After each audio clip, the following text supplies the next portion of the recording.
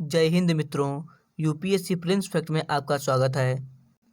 आज का topic NASA मंगल mission 2020 क्यों चर्चा में है। अभी नासा ने परसिवरेंस रोवर को मंगल पर उतारा है, इस कारण से ये चर्चा में रहा है। आइए इस टॉपिक पर जाने से पहले एक बार रिकॉल करते हैं कि मैंने कल क्या पढ़ा था, कल हम लोगों ने क्या पढ़ा था। आइए इससे पहले रिकॉल कर लेते हैं, फिर आज के टॉपिक को समझेंगे क्या क्या पढ़ेंगे और उसे फिर एलोबरेट करेंगे। कल हम लोगों ने सबसे पहले पढ़ा था मंदारिन बतख। इसकी खोज किसने की थी? कार्ल लिनियस ने की थी। कहाँ के थे ये? स्वीडन के थे। कब की थी? 1758 में की थी। और इसका वैज्ञानिक नाम क्या था? एक्स ग्लेरिक्यूलेटा।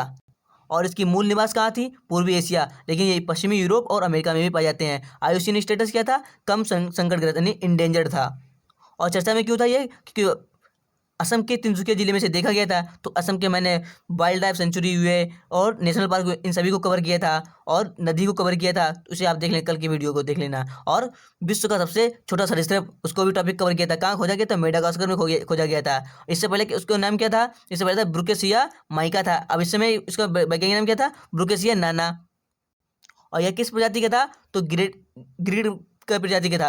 इसको मैंने कवर किया था, तो आप इसे जाकर देख लीजिए, वीडियो को मिल जाएगा। अब आज चलते हैं आज के टॉपिक। आज क्या किस किस को कवर करेंगे? आज हम लोग सबसे पहले जानेंगे कि नासा का मिशन मार्स 2020 क्या है, फिर इसके उद्देश्य को जानेंगे, किस लिए ये भेजा गया था, फिर मिशन के चरण जानेंगे कि मिशन किस चरणों में कार्य करेगा, और फिर जानेंगे कि परसिवरेंस रोवर यह क्या है, किस इसके उपकरण हैं, यहाँ किस प्रकार के उपकरण भेजे गए हैं साथ में, और साथ में मंगल ग्रह के बारे में जानकारी प्राप्त करेंगे कि मंगल की पृथ्वी से दूरी, समानता क्यों है, क्यों मंगल के पीछे हम लोग पड़े हैं, और इसके मंगल के उपग्रहों के बारे में जानेंगे, और मंगल से जो भविष्य में जो कितने कितने मिशन भेजे जाएंगे और भविष्य में कितने मिशन भेजे जा चुके हैं, इनके बारे में जानेंगे और मंगल से संबंधित तुलनाएं करेंगे। चलते हैं टॉपिक पर सीधे। तो चलते हैं टॉपिक पर। चर्चा में क्यों है? हाल ही में नासा ने एक परसिवरेंस रॉकेट को परसिवरेंस रोवर है, ये रोवर को मंगल बता रहा है। तो सबसे पहले देखते हैं नासा का फुल फॉर्म कभी पूछ लेते हैं छोटे छोटे एग्जामों में। तो नासा का फुल फॉर्म क्या है? National aeronautics and space administration. तो आइए अब देखते हैं मार्स मिशन 2020। मार्स 2020 मिशन क्या है? इस मिशन को मंगल ग्रह के लिए, जैसे मार्स को इंग्लिश में क्या कहते हैं? मंगल कहते हैं। तो मंगल ग्रह के भूविज्ञान को बेहतर ढंग से समझने के लिए और वहां पर पता लगाना कि प्राचीनतम जीवन के संकेतों को पता लगाने के लिए डिजाइन किया गया है कि जीवन क्या पहले मंगल में कभी जीवन रहा है कि हम लोग इस प्रकार की कल्पना कर रहे हैं, इसके बारे में जानकारी प्राप्त करना है। इसका उद्देश्य क्या है? उद्देश्य प्राचीनतम जीवन के साक्ष्यों को पता लगाना है और भविष्य में रोबोट, क्योंकि ये रोवर भेजा गया है, तो रोबोट और मानव अन्वेषण हेतु टेक्नोलॉजी का उपयोग करना कि किस प्रकार की वहाँ टेक्नोलॉजी कार्य कर सकेगी, टेक्नोलॉजी में कोई दिक्कत तो नहीं आएगी, जैसे कम्युनिकेशन शॉर्टेज हो जाता है, इस प्रकार से यहाँ पता लगाना। अब आइए देखते हैं कि इसकी अवधि कितनी रही होगी। कम से कम एक मंगल वर्ष। एक मंगल वर्ष कितना होता है? पृथ्वी पर एक वर्ष की अवधि, पृथ्वी पर एक वर्ष की अवधि कितनी होगी? 687 दिनों के बराबर होगी एक मंगल वर्ष। एक मंगल वर्ष यानी पृथ्वी का 687 यानी लगभग मानिए आप 2 साल मानिए, क्योंकि 365 दिन का एक दिन होता है और 2 करेंगे तो लगभग 730 होगा। 730 का लगभग 1.5 महीने, 1 महीने 1.5 महीने ज़्यादा है। यानी आप अप्रोक्स याद रखिए कि मंगल का 1 वर्ष और पृथ्वी का 2 वर्ष। एग्जैक्ट डेटा 687 दिन का। अब आइए देखते हैं मिशन किन किन चरणों में कार्य करेगा। तो सबसे पहले क्या करें? मिशन जो रोवर भेजा गया वह नमूने एकत्र करेगा। कैसे एकत्र करेगा? ड्रिलिंग करेगा, खुदाई करेगा। तो इसमें सिगार के आकार की, सिगार कैसे? जैसे आपने देखा होगा केजीएफ चैप्टर 2 में सिगार भी तो दिखाया गया है हीरो। तो इस प्रकार के सिगार के आकार की नली में कठोर चट्टान और मिट्टी के नमूनों को एकत्र किया जाएगा नली में, और नमूनों को एकत्र कर कनस्तर यानी टीन के डिब्बे में बंद करके जमीन पर लाया जाएगा। यहाँ पर अपने भारत में लाया जाएगा, भारत नहीं अमेरिका यानी पृथ्वी पर लाया जाएगा। अब आपके मन में एक सवाल उठ रहा होगा, क्या यही रोवर द्वारा आएगा पृथ्वी पर? नहीं, इसके लिए अलग से व्यवस्था की है। क्या? नमूनों को कैसे वापस लाएगा? मार्स फैच रोवर एक यान उतारा जाएगा। मार्स, जैसे ये परसिवरेंस रोवर है, एक अलग से एक यान उतारा जाएगा, इसका नाम क्या होगा? Mars fetch rover. जैसे ना फैच मीन्स भेजना होता है, तो मार्स फैच रोवर जिसे कौन डिजाइन करेगा? यूरोपीय स्पेस एजेंसी निर्मित बनाएगा। मंगल की सतह पर मंगल सतह पर उतरेगा और घूमकर नमूने को एकत्र करके और पृथ्वी पर वापस लाएगा। वो अलग से एक भेजा जाएगा, कौन सा? मार्स रोवर फैच या मार्स फैच रोवर, एक रोवर भेजा जाएगा, वो नमूने लेकर, ये नमूने एकत्र करके वहां पर रख देगा और ये जाएगा रोवर उठा के लेकर आएगा। किस प्रकार के स्थानांतरण होगा? इस नमूने को मार्स एसेंट व्हीकल में स्थानांतरित किया जाएगा जो ऑर्बिटर के साथ जुड़ा है। जो ऑर्बिटर भेजा गया उसके साथ एक व्हीकल जुड़ा हुआ है, मार्स एसेंट उसमें स्थानांतरित किया जाएगा और उससे फिर ये मार्स फैच रोवर वापस लेके आएगा। तो यहाँ इंपॉर्टेंट बात क्या है, आप इसे नोट कीजिएगा कि यह नासा नहीं बना रहा है, यह यूरोपीय स्पेस एजेंसी बना रहा है। हालांकि मिशन नासा का है, लेकिन जो नमूने वापस लेने जाएगा वो क्या नाम होगा उसका, मार्स फैच रोवर, जिसे यूरोपीय स्पेस एजेंसी बनाएगा, ना कि नासा। यहाँ आपको फंस सकते हैं, इसलिए आप इसे नोट कीजिएगा। तो आप समझ गए हैं वापसी कैसे होगी, ऑर्बिटर एकत्रित नमूने को पृथ्वी पर वापस लाएगा। ऐसे बहुत से लोग, अगर आपको कंफ्यूजन होगा ऑर्बिटर क्या होता है, ऑर्बिटर क्या होता है, ऑर्बिटर में क्या होता है, कक्षा होती है, जो कक्षा में चक्कर लगाएगा उसे क्या कहेंगे, ऑर्बिटर। और ये लैंडर है, लैंडर में उतरना, लैंड मीन्स करना उतरना, तो ये लैंडर उतर गया है, ये एकत्रित करेगा और इसे यहाँ पर एक ये लिखा है मार्स स्टैंड व्हीकल, वो व्हीकल जाकर इसे पकड़ा देगा। जब इसे ऐसे पकड़ा देगा तो ये यहाँ कर लैंड करके ऑर्बिटर करके यहाँ पृथ्वी भेज देगा। ऐसे इस प्रकार से ये वापस आएगा। आप समझ गए हैं। तो नमूने को वापस लाने का करोगे, ऑर्बिटर नमूने को वापस लाएगा, रोवर नहीं। रोवर सिर्फ खुदाई करेगा और उस नमूने को एकत्रित करेगा। ये देखिए कुछ इस प्रकार का रोवर है, कुछ ये कार के आकार का रोवर है, कार के आकार का रोवर है। ये देखिए जो 6 पहिए लगे हुए इसमें, और ये ड्रिलिंग करेगा। ये देखिए शिकार बने ड्रिलिंग करेगा पहाड़ की, और उसे एकत्रित करेगा एक तरफ, और उसके बाद इसे ऑर्बिटर के पास भेजेगा, ऑर्बिटर इसे पृथ्वी पर लाएगा। ये देखिए इस प्रकार के उपकरण लगे हैं। आइए देखते हैं इनमें किस किस प्रकार के उपकरण लगे हैं। हाई रिजोल्यूशन कैमरा लगे हैं। तो आप माइंड में फिगर बना लीजिए, तो आपको याद करने में परेशानी नहीं होगी। अब आइए देखते हैं परसिवरेंस इस रोवर के बारे में क्या है। परसिवरेंस रोवर अत्यधिक उन्नत, महंगी और परिष्कृत चलायमान प्रयोगशाला है, क्योंकि ये एनालिसिस भी करेगा। प्रयोगशाला है जिसे मंगल ग्रह पर भेजा गया है। पिछले मिशनों से भिन्न है। क्यों भिन्न है? क्योंकि यह महत्वपूर्ण चट्टानों और मिट्टी के नमूनों को खुदाई करने में और उन्हें एकत्रित करने में सक्षम है। पहले मिशन जो गए हैं वो सिर्फ देखते हैं, लेकिन ये खुदाई भी करेगा। रोवर है ना, रोवर है रोबोट टाइप का, तो ये खुदाई भी करेगा, ड्रिलिंग करेगा और चट्टानों की और मिट्टी की खुदाई करके सक्षम है, उन्हें एकत्रित करेगा। और उसके बाद क्या करेगा, इन्हें पृथ्वी की सतह पर, इन्हें खुदाई करने के बाद इन्हें मंगल की सतह पर एक गुप्त स्थान पर सुरक्षित कर सकने में सक्षम है। और जब सक्षम करेगा उसके बाद जो मैंने आपको बताया, एक नासा का यूरोपीय स्पेस एजेंसी का एक रोवर जाएगा, वो इसे उठाएगा और लेकर आएगा ऑर्बिटर के माध्यम से। ठीक है। इसका प्रक्षेपण कब हुआ था? तो 30 जुलाई 2020 को हुआ था। तभी तो मैंने बताया मिशन क्या है, मिशन 2020। यहाँ 2021 कर देगा तो गलत हो जाएगा, क्योंकि आप सोचिए कि 2021 में पहुंचा है तो 2021 में हो गया है, गलत। 2020 है, 2020 ये मिशन 2020 आए। और लैंडिंग कब हुई थी इसकी? 18 फरवरी 2021 को हुई थी। कहाँ लैंड किया गया था ये भी इंपॉर्टेंट है। तो ऐसे पूछते जेजोरो क्रेटर का संबंध किस ग्रह से है, किस क्षेत्र से है? तो सबसे पहले क्या, साइंस एंड टेक की मंगल ग्रह से संबंधित है। जेजोरो क्रेटर कहाँ पर है? मंगल ग्रह, मंगल में है। और मंगल में एक पर्वत भी है, क्या नाम है? निक्स ओलंपिया। जो है पर्वत, जो आप हिमालय पर्वत का 4 गुना है, हिमालय पर्वत का 4 गुना है, इंटू जितना बड़ा हिमालय पर्वत है उसका 4 गुना कर दीजिए। उतने आकार का मंगल ग्रह पे एक पर्वत है, उसका नाम क्या है? निक्स ओलंपिया। और क्रेटर का नाम क्या है जहां ये उतारा गया? तो जेजोरो क्रेटर। यह क्रेटर किस प्रकार निर्माण हुआ? तो माना जाता है कि एक प्राचीन नदी डेल्टा जिसमें खनिजें और चट्टानों में विद्वान है का निर्माण केवल पानी में होता है। इसका निर्माण केवल पानी में होता है। इस प्रकार यह प्राचीन नदी थी, उसकी डेल्टा के पास इसका क्रेटर था, उसी में इसको उतारा गया। लगभग 45 किलोमीटर का ये क्रेटर था, 45 किलोमीटर गड्ढा था, गहरा गड्ढा, वहां इसे उतारा गया।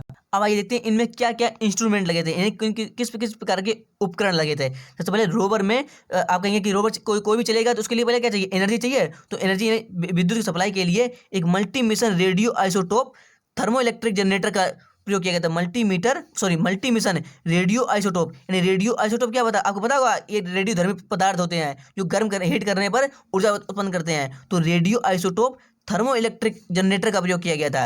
यह क्या करता है? इसका उपयोग किया जाता है जो प्लूटोनियम के प्राकृतिक रेडियोधर्मी क्षय के, जब क्षय होगा यानी क्षय मतलब जलेगा, दहन होगा, तो उसके कारण गर्मी उत्पन्न होगी। इस गर्मी को ये बिजली में परिवर्तित करेगा। जनरेटर क्या होता है? गर्मी को बिजली में परिवर्तित करता है, तो ये उत्पन्न गर्मी को बिजली में परिवर्तित करेगा। और किस प्रकार के धातु का प्रयोग किया गया था? तो प्लूटोनियम। तो इसे आप शॉर्ट फॉर्म में याद कर लीजिए, MMRTG, multi mission radio isotope thermal generator. ठीक है, इस प्रकार से आप याद कीजिए MMRTG। अगर एग्जाम में आ जाए तो आप, ताकि आपको एक कान में से आप सुने होंगे एक बार, तो आपको ऑप्शन में सही मिल जाएगा। और अगला कौन सा उपकरण है? Mars oxygen in situ resource utilisation experiment यानी मॉक्सी। इस प्रकार का यह क्या, जैसे इसमें मालूम क्या पड़ा, ऑक्सीजन, तो ये ऑक्सीजन को पता लगाया किस प्रकार की वातावरण में, वायुमंडल में ऑक्सीजन है, वायुमंडलीय कार्बन डाइऑक्साइड का उपयोग करके ऑक्सीजन उत्पन्न करने हेतु विद्युत उपयोग किया जाएगा। यानी इस उपकरण का कार्य क्या होगा, जो मंगल ग्रह पर कार्बन डाइऑक्साइड है, CO2 है, उसका उपयोग करेगा और ऑक्सीजन का उत्पादन करने के लिए विद्युत का उपयोग किया जाएगा। तो विद्युत का उपयोग करेगा और कार्बन डाइऑक्साइड का उपयोग करके यह ऑक्सीजन को वहाँ उत्पादन करेगा। और यही उपकरण, और इसके कहने मतलब है, अगर यह उपकरण सही प्रकार से कार्य करने में सफल रहा तो इसके द्वारा मनुष्य की दो और आवश्यकताओं को पूर्ति के लिए, मतलब कि मनुष्य की क्या चाहिए, ऑक्सीजन चाहिए, तो मनुष्य की आवश्यकता की पूर्ति हो जाएगी। कैसे, सांस लेने हेतु ऑक्सीजन और पृथ्वी पर आने हेतु रॉकेट के लिए ईंधन दोनों मिल जाएंगे। क्यों, मैंने आपको बताया क्योंकि ये कार्बन डाइऑक्साइड का उपयोग करके ये ऑक्सीजन बनाएगा। जब ऑक्सीजन बनाएगा तो मानव के लिए, अगर पृथ्वी भविष्य में भेजा किसी मानव को, तो वहाँ मानव रह सकेगा। तो उस प्रकार उसको भी यही आप उपकरण लगा कर भेजेंगे, तो वो मानव जो होगा भेजा जाएगा, कोई वही वहाँ जिंदा रहेगा तो वहाँ अध्ययन कर सकेगा। उसके बाद रॉकेट ईंधन जो नहीं ऑक्सीजन का उपयोग करते हैं, वायुमंडल में उपयोग होता है, तो उसका भी उपयोग करके ईंधन को लागत भी कम आएगी और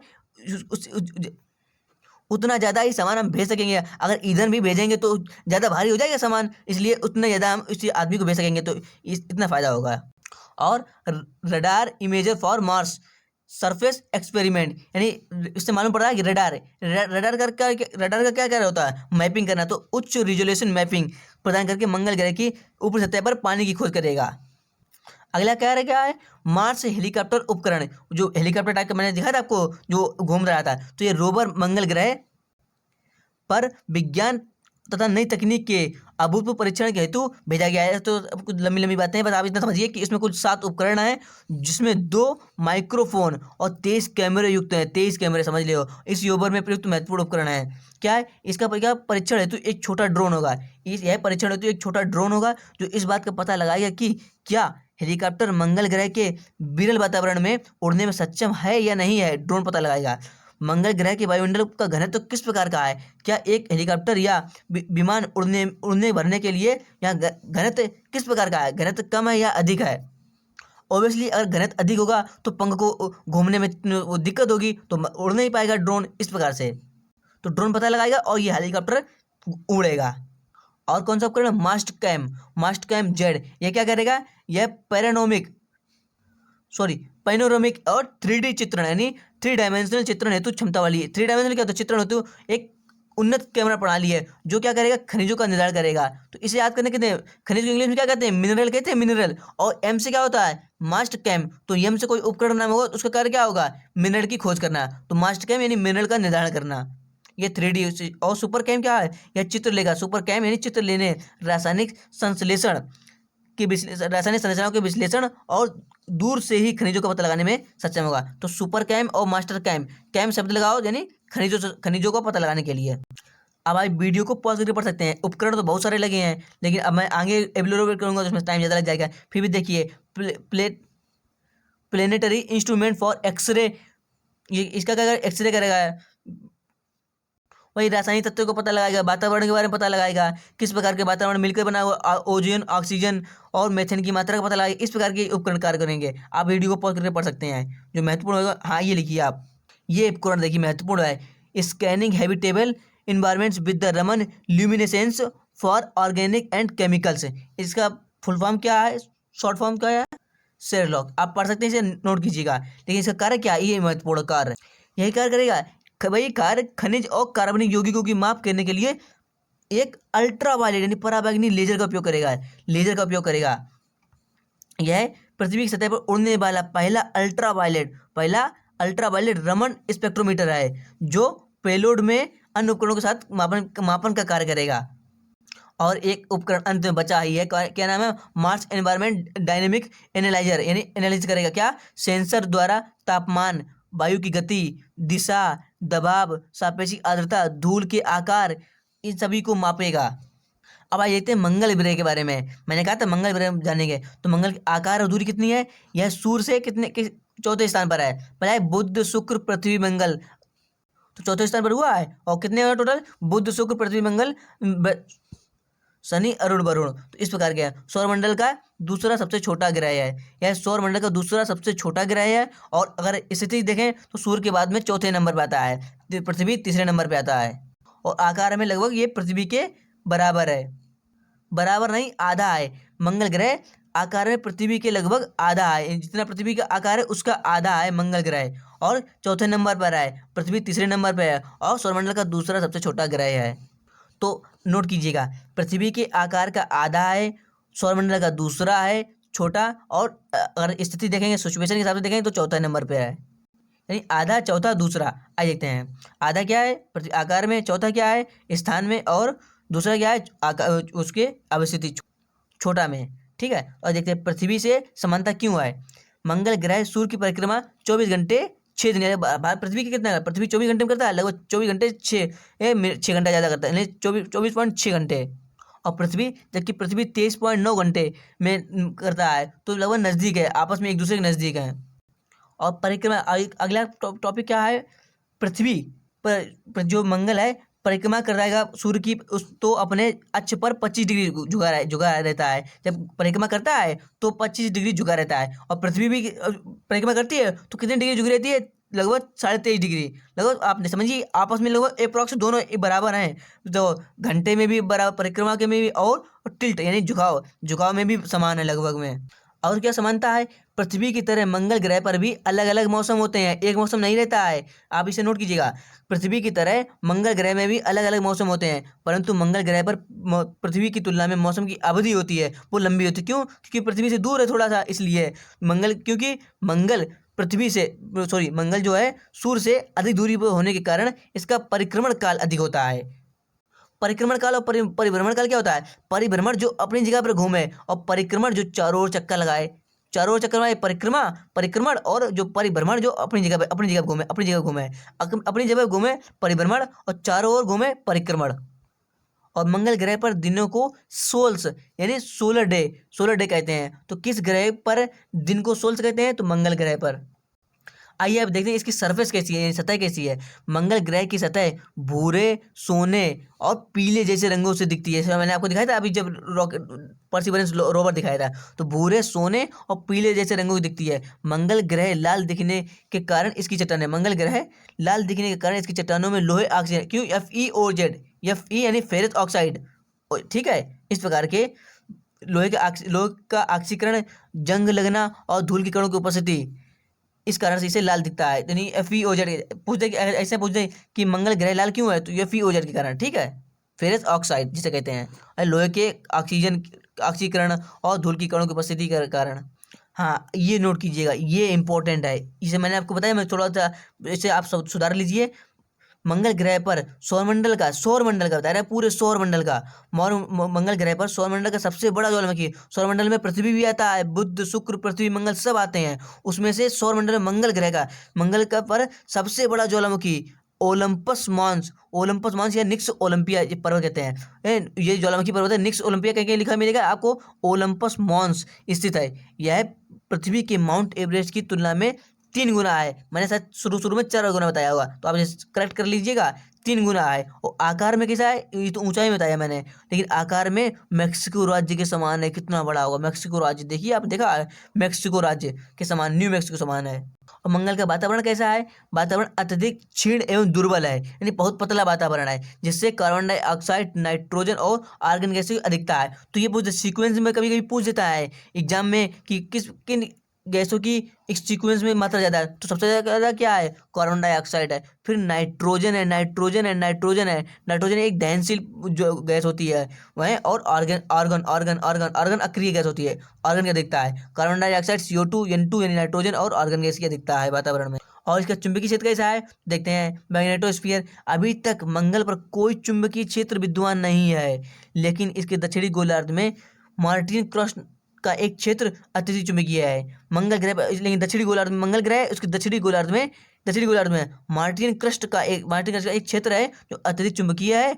वैसे अभी तक उसमें कोई चुंबकीय क्षेत्र विद्यमान नहीं है। अब देखते हैं उसके 2 उपग्रह कौन से हैं, एक फोबोस है, एक डीमोस है। तो फोबोस डीमोस किसके उपग्रह हैं, मंगल ग्रह के हैं। अब आइए देखते हैं, अब यहाँ से फिल्म्स के फैक्ट जरूर पुटअप हो सकते हैं। पूर्ववर्ती मंगल मिशन, इससे पहले किस किस देशों ने मंगल के मिशन भेजे हैं? तो 1971 में रूस ने, जिसे कहते हैं सोवियत संघ, रूस ने विश्व का पहला देश बना था जिसने मंगल ग्रह पर मार्स 3 को उतारा था।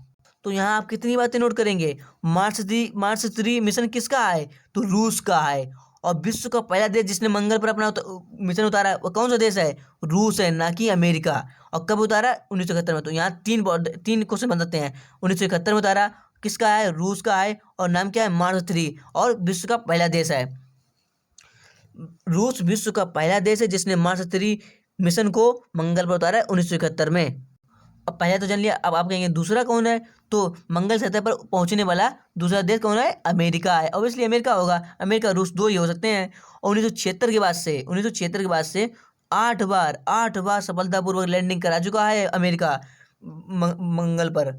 और इससे अब एक 2019 में, वर्ष 2019 में इनसाइट एक उपकरण, इनसाइट एक क्या है? इसका एक मिशन था। इनसाइट को नवीनतम लैंडिंग की थी इनसाइट की, कब? 2019 में। और अभी कौन सी की है? परसिवरेंस रोवर ने लैंडिंग की है। तो परसिवरेंस रोवर का संबंध किससे है? नासा से है। और इनसाइट का संबंध भी नासा से। इनसाइट, ये नोट कीजिएगा आप, इनसाइट नासा, NASA से, ठीक है। और यूरोपीय अंतरिक्ष एजेंसी ने मार्स एक्सप्रेस मिशन, तो मार्स एक्सप्रेस मिशन किस देश का है? किस एजेंसी का है? तो यूरोपीय एजेंसी का है, यूरोपीय स्पेस एजेंसी का है। तो मार्स एक्सप्रेस मिशन के माध्यम से तो लैंड नहीं कराया है, मंगल की कक्षा पर है, मंगल की कक्षा पर है। कक्षा क्या? ऑर्बिट, मानेंगे मंगल के आसपास घूम रहा है, उसके अंतरिक्ष उतारा था, इसे लैंड नहीं कराया है। यूरोपीय अंतरिक्ष एजेंसी ने अभी तक लैंड नहीं कराया, और ना ही अपने इसरो ने अभी तक कोई मिशन लैंड कराया है। इसरो ने भेजा था, वो भी ऑर्बिट था, वो भी घूम रहा था। और यूरोपीय स्पेस एजेंसी ने भेजा, ये भी, इसका नाम क्या था? Mars express mission. और चीन ने भी भेजा है, आपने पढ़ा होगा ताइवेन प्रथम किसका है? ताइवेन प्रथम लैंडर था। और आपने अभी हाल ही में यूएई ने भेजा था अल अमीन करके, अल अमीन यानी होप यानी अल अमीन, जो अरब देश का पहला था। ये भी ऑर्बिटर था। अपने भारत का मॉम मिशन था, ये भी ऑर्बिटर था। और जो यूरोपीय स्पेस एजेंसी का मार्स एक्सप्रेस मिशन, ये ऑर्बिटर था। ये 3 ऑर्बिटर थे। जो चीन का था ताइवेन प्रथम, ये लैंडर था, ठीक है, लैंड करना। और जो अमेरिका का था, ये रोवर था। रोवर क्या था? रोवर चलेगा, खुदाई करेगा। लैंडर क्या होगा? एक बार लैंड कर जाएगा, वहीं धर रहेगा और वहीं से एनालिसिस करेगा। और ऑर्बिटर क्या होगा? गोल गोल दूर से देखेगा। तो लैंडर, ऑर्बिटर और रोवर में आप अंतर समझ चुके हैं। जैसा कि नाम से मालूम पड़ रहा है, लैंडर यानी लैंड करने वाला, जो लैंड कर जाएगा, बैठ जाएगा जाकर। और ऑर्बिटर यानी कक्षा, जो कक्षा पे घूमेगा। और रोवर यानी रोबोट यानी चलेगा जो। अब आइए देखते हैं भारत का मॉम मिशन यानी मार्स ऑर्बिटर मिशन का भेजा भारत ने 2013 में था।